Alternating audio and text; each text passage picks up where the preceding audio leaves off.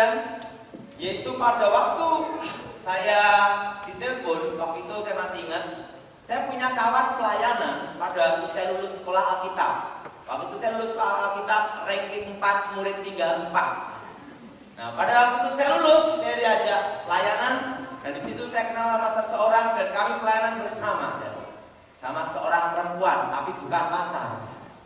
Nah, anak ini selalu ikut saya pelayanan di mana-mana waktu saya ada di Solo. Akhirnya kami berpisah karena saya pelayanan keluar kota dan berbagai seluruh penjuru di Indonesia. Pada suatu kali setelah bertahun-tahun tidak ketemu, tiba-tiba saya mendapat sebuah telepon. Nah, teleponnya berkata gini, Daud, aku minta tolong kamu doain aku, karena aku ini sakit tipes, aku perlu kamu yang doa. Waktu itu saya berkata, aku tidak bisa, karena saya mau ke Malaysia. Apa yang terjadi? Saya sampai bandara. Begitu sampai bandara Soekarno-Hatta di Jakarta, saya terima bel lagi bahwa kawan saya yang minta saya doain dia itu meninggal hari itu juga. Saya ditelepon sama keluarganya. Begitu dia meninggal, saya kaget. Kenapa? Karena waktu itu langsung tepat saya pas masuk pesawat. Sudah tahu sendiri kalau di Indonesia sebenarnya kalau di pesawat nggak boleh hidupin handphone. Tapi karena aneh di Indonesia, peraturan sering dilanggar. Nah, handphonenya belum tak matiin, dan telepon paket mau keluar nggak bisa, ada yang tak matiin. Nah, setelah dia meninggal, saya belum sempat ikut layatan dia, penguburan dia dari mana, tempatnya dari mana, saya tidak tahu dan karena saya di Malaysia. Pada waktu di Malaysia itu, saya berdoa sama Tuhan dan Tuhan memberikan saya sebuah lagu. Saya kalau dapat lagu rata-rata dalam kondisi stres. Jarang Tuhan ngasih saya lagu kondisi ketawa. Aku tidak ada. Kebanyakan Tuhan memberi saya lagu kondisi stres. Nah, di dalam kondisi stres itu saya dikasih sebuah lagu. Nah, lagu ini dinyanyikan Alex Kembar. Judulnya Hati Yang Hancur. Ingat, hati yang remuk Tuhan dekat. Amin. Nah, saya minta setelkan cari not di sini. Terima kasih dalam Tuhan. Akhirnya doa saya terjawab. Yaitu apa? Akhirnya setelah saya kembali ke Malaysia, saya khotbah ada di Bandung dan ketemu keluarga mereka dan saya bisa mendoain mereka. Tapi mereka bertanya sama saya, kenapa Anda tidak bisa datang? Karena saya di Malaysia. Yang penting teman saya sudah di surga, kalian tak doain semua. Nah, saudara kasih dalam Tuhan, hari ini kita membahas satu hal yang disebut kutukan darah. Ada tempat-tempat tertentu atau rumah-rumah tertentu, kalau ditempatin orang, siapapun yang nempatin, kerja apapun bangkrut. Disewakan orang baru bangkrut, dibeli orang baru bangkrut, sehingga yang tinggal di situ wajahnya jadi bangkrut. Ada rumah-rumah tertentu atau tempat-tempat tertentu, tempat-tempat tertentu. Kalau ditempatin orang, siapapun yang nempatin, rumah tangga berantakan. Disewakan orang baru berantakan, dibeli orang baru berantakan, sehingga yang tinggal di situ jadi berantakan. Satu jalan, kalau jalan itu tempat kecelakaan mati, dua mati, maka jalan itu akan sering memakan korban kecelakaan mati di tempat yang sama dengan titik yang sama. Kalau di Jakarta tempat seperti itu banyak. Kalau di New Zealand ada enggak, saudara? Ada enggak? Hah? Ada yang tidak tahu. Nah, satu jalan, kalau jalan itu tempat kecelakaan mati, maka jalan itu akan sering kecelakaan mati di tempat yang sama dengan titik yang sama. Di tempat itu sering kecelakaan terus. Saudara, dulu sebelum saya bertobat, kalau mau buat bangkrut orang itu pakai tanah kuburan. Tetapi yang jelas kuburan yang dipakai bukan kuburan pendeta. Hari ini kita membahas tentang satu hal yang disebut kutukan darah. Mari kita buka dalam kitab Kejadian pasal 4 ayat 5 sampai dengan ke-13. Kita Kejadian pasal 4 ayat 5 sampai dengan 13. Saudara yang genap, saya yang ganjil. Kita Kejadian pasal 4 ayat 5 sampai dengan ke-13. Tetapi Kain dan korban persembahannya tidak diindahkannya. Lalu hati Kain menjadi sangat panas dan mukanya muram.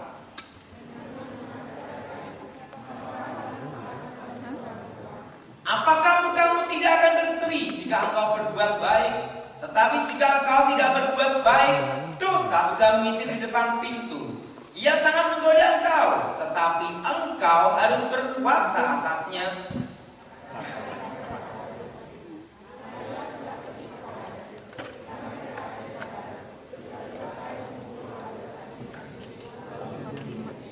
Firman Tuhan kepada Kain, di mana Habil adikmu itu? Jawabnya, aku tidak tahu apakah aku menjaga adikku.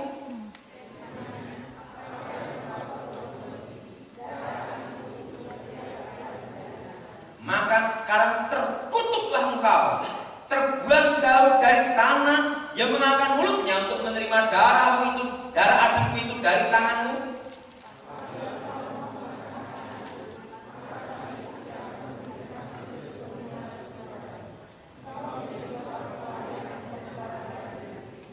Saudara kasih dalam Tuhan, di dalam sejarah umat manusia ada namanya Perang Dunia Pertama dan Perang Dunia Kedua. Berapa persen penduduk dunia mati? Tetapi kalau menurut persenan, pembunuhan yang terhebat adalah pembunuhan Kain membunuh Habil. Kenapa? Pada waktu Habil dibunuh, 1/4 penduduk dunia mati hari itu juga. Karena yang tinggal di muka bumi hanya 4 orang. Ingat, Set belum lahir dari Adam, Hawa, Kain, kenapa saudara? Habil. Habil mati dibunuh. 1/4 penduduk dunia hari itu juga mati. Betul? Betul? Nah, pada waktu Habil dibunuh, kegiatan otak berhenti, jantung berhenti, dan cirinya orang mati tidak bisa mandi sendiri. Betul? Betul? Tetapi ingat, pada waktu Habil dibunuh, ada satu yang berteriak, yaitu darah. Darah Habil ini berteriak menuntut akibat tuntutan darah. Kain dikutuk. Di dalam kutukannya dikatakan bahwa tanah tidak akan menghasilkan sepenuhnya lagi. Kain akan menjadi seorang pelarian dan pengembara di muka bumi.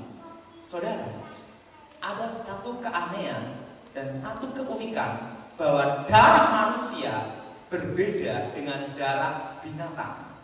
Misalnya, pisau dipakai untuk membunuh seseorang, cepat mati. Nah, setelah itu pisau dicuci bersih. Itu nanti bekas darah di pisau itu akan muncul kembali. Sehingga kasus pembunuhan walaupun 5-7 tahun, barang bukti tetap dipakai di pengadilan. Karena apa? DNA-nya, bekas darah itu tidak bisa dipakai. Beda dengan ayam dipotong. Setelah itu pisau dicuci bersih, ayam digoreng jadi tempe goreng. Ayam goreng dan tempe goreng. Nah, kalau di Indonesia ada tempe penyet ya. Nah, tempe penyet kasih ayam goreng. Dan apa yang terjadi?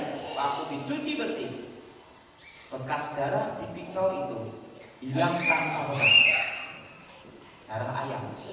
Kalau kita hanya kegoreng, tidak menimbulkan kematian. Bekas darah di pisau itu hilang tanpa bekas. Kalau tidak menimbulkan kematian. Jadi kalau tidak menimbulkan kematian, bekas darah itu dicuci bersih hilang. Tetapi kalau itu menimbulkan kematian, bekas darah itu tidak bisa hilang. Ada satu keanehan. Saudara, misalnya keris pusaka, senjata Jawa, dipergunakan membunuh seseorang, dan pusaka itu setiap setahun sekali tepatnya bulan Suro tanggal 1, dicuci pakai jeruk nipis, sepet kelapa, air kelapa, pace, racun keris, minyak japaron. Kok bisa tahu Pak Daud? Bekas dukun. Kerjaannya kan mencuci pusaka. Kalau pusaka itu pernah membunuh seseorang, sekalipun dicuci bersih pakai jeruk nipis, dikeringkan di matahari, bekas darah di ujung keris itu akan muncul kembali. Sekalipun pembunuhan itu sudah ratusan tahun, senjata itu walaupun sudah ratusan tahun, bekas darah di ujung keris itu tidak bisa hilang. Sehingga keris pusaka kalau pernah untuk membunuh seseorang biasanya jarang dipakai, karena kalau dipakai pasti akan membunuh lagi. Sehingga itu ada ritualnya. Saudara, ada satu keanehan bahwa darah manusia berbeda dengan darah binatang. Tetapi ingat, kalau itu menimbulkan kematian, kalau tidak, hilang tanpa bekas. Saudara, kenapa ada tempat-tempat tertentu di Indonesia banyak sekali kejadian kesurupan? Betul? Betul? Betul? Kesurupan massal ada di sekolahan, kesurupan. Nah, dan kenapa ada tempat-tempat tertutup? Saudara, pertama, tempat kejadian pembunuhan. Kalau yang dibunuh itu laki-laki, maka di situ akan sering muncul roh laki-laki. Kalau yang dibunuh itu perempuan, di situ akan sering muncul roh perempuan. Kalau yang dibunuh itu bencong, akan muncul satu roh. Gimana mas? Tapi ingat, itu bukan arwah orang mati, bukan roh orang mati. Tapi ingat, karena di situ ada darah yang menetes. Ingat, darah bicara tentang nyawa. Dan mati dibunuh, mati sebelum waktu. Darahnya ini menuntut. Dan roh-roh jahat suka ada di tempat itu. Dan tempat itu akan ada satu kutukan, disebut kutukan darah. Pak, apakah ada di Alkitab kutukan darah? Ada. Pada waktu Yudas bunuh diri, tanahnya disebut tanah darah.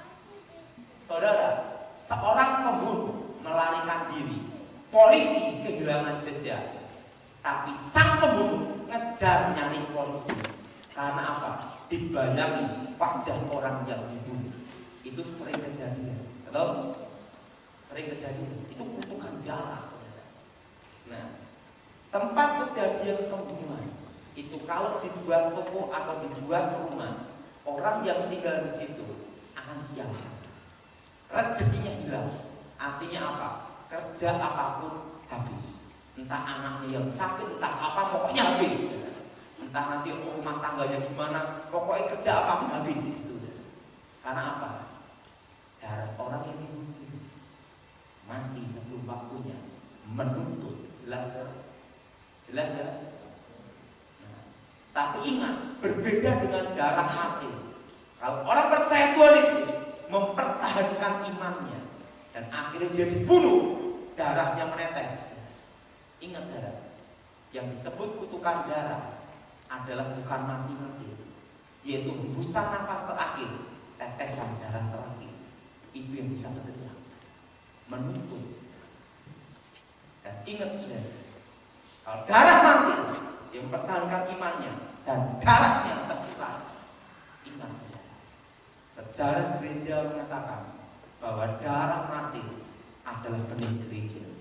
Di mana di situ ada orang mati, di situ pasti banyak pertobatan. Amin. Karena apa? Darah ini martir adalah benih gereja.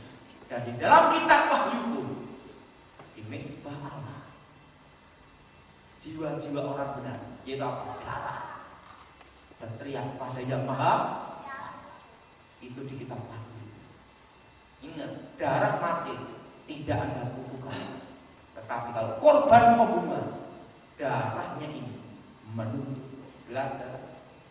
Saya masih ingat ada satu rumah, saya diajak jalan-jalan waktu di Australia, tepatnya di Perth atau di Melbourne, lupa saya. Ada satu rumah, di mana rumah itu angker, di mana orang tidak berani menempati sampai dikosongin. Saya masih ingat itu. Kita kan pernah jalan-jalan gitu Pak ya, sama pendeta siapa diberitahu ini tempat ini sampai dikosongin karena dipercaya banyak hantunya. Nah itu di Australia, saya pernah gitu. Di Australia itu kejadian. Nah, di Australia ada saudara. Nah, saudara, tempat kejadian pembunuhan itu ada kutukan, namanya kutukan darah. Orang yang kerja di situ, tinggal di situ pasti sial. Kerja apapun bangkrut. Kalau diselidiki pasti tempat pembunuhan. Kedua, tempat kejadian orang bunuh diri. Rata-rata orang bunuh diri itu dalam kondisi stres, depresi. Tidak ada orang bunuh diri ketawa gini, wah mati, tidak ada. Tidak ada. Nah, saudara, tempat kejadian orang bunuh. Kalau orang bunuh diri, kalau laki-laki, pasti di kemaluannya keluar sperma. Demikian perempuan pasti keluar cairannya. Kalau orang yang dibunuh tidak. Saya pernah tanya sama ahli forensik. Kalau orang dibunuh tidak keluar. Kalau orang bunuh diri pasti keluar. Karena ini ada penekanan. Darahnya menetes, setetes saja. Dari hidung atau dari telinga atau dari mulut, setetes saja. Maka tempat itu ada kutukan. Namanya kutukan darah. Itu kalau orang tinggal di situ, rumah tangga pasti cerai. Kalau tidak cerai, rumah tangga berantakan. Ini sering disebut kalau di Indonesia rumah hawa panas. Nah, dengar kan? Orang yang tinggal di situ ribut terus, nggak ada habis-habisnya. Karena apa? Di situ ada darah yang menetes. Darah yang menuntut. Dan ingat, mati sebelum waktu. Dan itu sudah darah. Dan roh-roh jahat, roh-roh setan suka ada di tempat itu. Tempat-tempat angker, tempat-tempat tertutup, rata-rata tempat pembunuhan sama tempat orang gantung diri. Betul? Karena apa? Darahnya ini menuntut. Jelas? Saya pernah dimintai tolong ada di Jawa Tengah, di Indonesia. Ada seorang pemuda, wajahnya tampan. Sama saya lebih keren, saya satu string. Apa yang terjadi? Pemuda ini buka showroom sepeda motor, bangkrut. Dan setiap hari rumah tangganya ini ribut terus. Tidak ada hari tanpa ribut. Yang kedua, dia buka bengkel sepeda motor, spare part. Bangkrut juga di rumah itu. Setelah itu dia mulai buka peternakan babi. Bangkrut juga sampai mirip babi. Waktu yang ketiga ini bangkrut. Waktu di kamarnya langsung dia telanjang, langsung kesurupan. Lari-lari di kampung, sampai ibu-ibu gini, wah, telanjang bener gini-gini. Akhirnya saya dimintai tolong untuk datang ke situ. Saya tengking dalam Yesus, setan keluar. Begitu setannya keluar, pemuda ini langsung pakai ini sarung ini. Pak, banyak yang lihat saya enggak? Wah, sekampung. Karena apa? Dia lari-lari di kampung, telanjang gini-gini, saudara. Nah, akhirnya sama keluarganya saya diminta, Pak, tolong tengok rumah kami. Kelihatannya ada yang tidak beres. Loh, ada apa? Anak saya itu kesurupan di kamarnya. Coba bapak ke sana. Saya diminta di sana. Waktu saya di sana, saya lihat ini pasti ada darah yang menetes. Terusan bapak itu ngomong, betul Pak Daud, ada apa? Ini dulunya tempat kejadian orang dibunuh, dan setelah itu orang bunuh diri komplit. Akhirnya saya doain dalam nama Yesus, setannya keluar. Setelah setannya keluar, pemuda itu baru bisa bisnis sampai sekarang berhasil. Karena apa? Ada darah yang menuntut. Jelas? Dan ingat, pada waktu kain dikutuk, Alkitab mengatakan apa? Tanah tidak akan menghasilkan sepenuhnya lagi untuk kain. Berarti, saudara, pernah saya dimintai tolong di Pondok Indah. Di Pondok Indah, kata sama Pak Jindi, ada satu rumah, rumahnya bagus, tetapi setiap kali orang mau beli pasti batal. Setiap kali mau beli, orang mau beli rumah itu melihat nengok pasti batal. Akhirnya saya dimintai tolong, saya datang ke rumah itu. Sama Pak Jindi katanya, Mayance. Akhirnya itu saya ngomong, ini tempat pasti dunia ada tempat pembunuhan. Akhirnya saya doa, dalam nama Yesus setan keluar. Begitu setannya keluar, tidak sampai 1 minggu Pak ya, rumah itu terjual, baru bisa laku. Terusan ngomong gini, Pak Daud, gimana kalau kita bisnis rumah angker? Setannya diusir keluar, cuanya lebih kelihatan. Nah, saudara, tempat kejadian pembunuhan dan orang bunuh diri itu ada kutukan, namanya kutukan apa saudara? Kutukan apa? Darah. Ketiga, kutukan maut. Satu jalan, kalau jalan itu tempat kecelakaan mati, buang mati, maka jalan itu akan sering kecelakaan mati di tempat yang sama dengan titik yang sama. Di New Zealand ada nggak saudara? Oh, Pak Mamsel, berarti ada saudara. Nah, satu jalan, kalau jalan itu tempat kecelakaan mati, buang mati di situ, maka jalan itu akan sering kecelakaan mati di titik yang sama dengan tempat yang sama. Kenapa? Karena orang yang mati kecelakaan mati sebelum waktunya dan darahnya menetes. Biasanya sopir sering melihat anak kecil lewat, orang tua lewat, menghindar, dua tabrakan di situ. Karena apa? Di situ ada darah yang berteriak, ada darah yang menuntut. Jelas kan? Saya pernah ada satu kasus, saudara, di mana jalan itu lurus saja.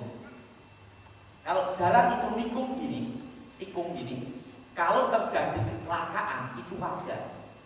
Arah ke sini, arah ke sini, atau sopir ngantuk keterusan, atau bentuk letter T gini, letter T ini bahaya. Arah ke sini, arah ke sini. Jalan ini lurus saja. Lurus saja. Secara manusia, secara dunia pasti aman. Karena apa? Lurus. Lurus saja. Tetapi dulunya ada korban kecelakaan mati, kepala pecah. Setiap bulan, setiap tahun pasti ada yang mati di situ. Akhirnya sama polisi dibuat plan. Hati-hati, rawan kecelakaan. Pagi dipasang, malam dua tabrakan mati. Temangsa gimana? Kepalanya nempel di hati-hati. Jadi betul, saudara. Setiap tahun, setiap bulan pasti ada mati di situ. Dan itu kecelakaan mati di situ sudah memakan korban banyak. Karena apa? Di situ ada darah yang menuntut. Jelas, saudara? Mati sebelum waktu. Menuntut. Ketiga, tapi ingat, arwah tetap ke dunia orang mati. Hubungan antara orang mati dan orang hidup putus. Jelas kan? Tapi darah ini menuntut. Nah itu roh jahat suka di situ. Keempat, apa yang disebut tanah kuburan? Tanah kuburan yang dipakai itu bukan kuburan sembarangan, tapi adalah kuburan penjahat, perampok, pemerkosa, atau pencuri, yang mati pula sebelum waktunya, dieksekusi atau dibakar massa atau dibunuh. Mati sebelum waktunya, dikubur di satu tempat. Di atas pusaranya ada kutukan. Orang jahat ada kutukan namanya tabur tuai. Dikubur ada di satu tempat. Di situ ada kutukan namanya kutukan kehancuran. Itu kalau tanahnya diambil, disiramkan di toko orang atau di rumah orang, langsung toko dalam 1 tahun pasti langsung sepi, bangkrut. Jadi yang dipakai itu bukan kuburan bayi atau kuburan orang tua, nggak bisa. Itu kuburan penjahat. Kalau itu disiramkan di toko, di ruko, di rumah orang, maka dalam 1 tahun pasti bangkrut. Dan kalau tanah kuburan itu disiramkan tepat di atap rumah orang, tetapi di luar rumah, kenapa tidak di dalam rumah? Ya ketahuan. Di luar rumah. Maka rumah tangga orang itu dalam 1 tahun pasti cerai. Ingat, menghancurkan orang itu paling mudah, tapi untuk menolong dan menyelamatkan orang itu yang susah. Saudara, yang jadi pertanyaan, bagaimana kita mengalahkan kutukan darah itu? Ini yang penting. Ada 3 cara mengusir setan. Pertama, di dalam Injil Matius dikatakan mereka mengusir setan-setan di dalam nama Tuhan Yesus. Amin. Amin. Yang kedua, di dalam surat Yakobus dikatakan, bila ada saudaramu yang sakit, hendaklah penatua mengolesi minyak di dalam nama Tuhan Yesus. Dan para rasul mengusir setan di dalam nama Yesus, diolesi minyak urban. Tetapi ada yang ketiga. Mari kita buka Alkitab kita di dalam kitab Wahyu. Ini sering dinyanyikan, tetapi sering dilupakan.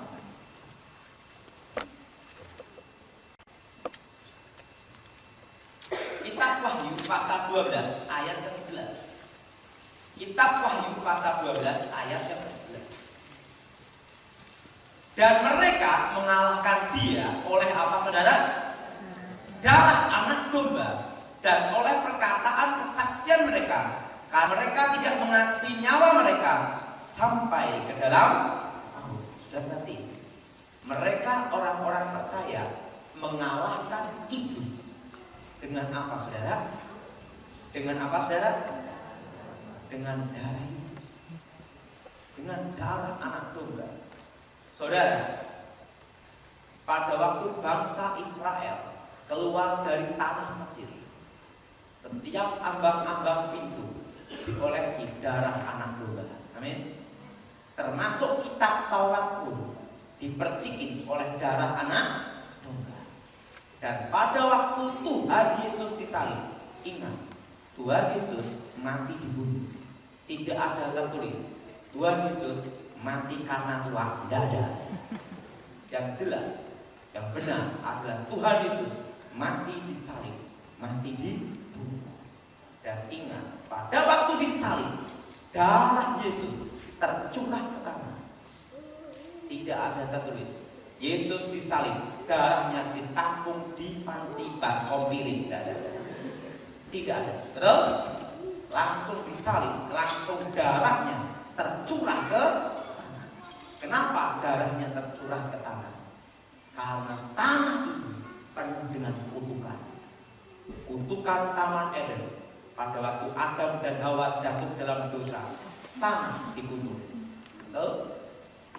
Pada waktu pembunuhan Kain membunuh Habil, tanah dikutuk.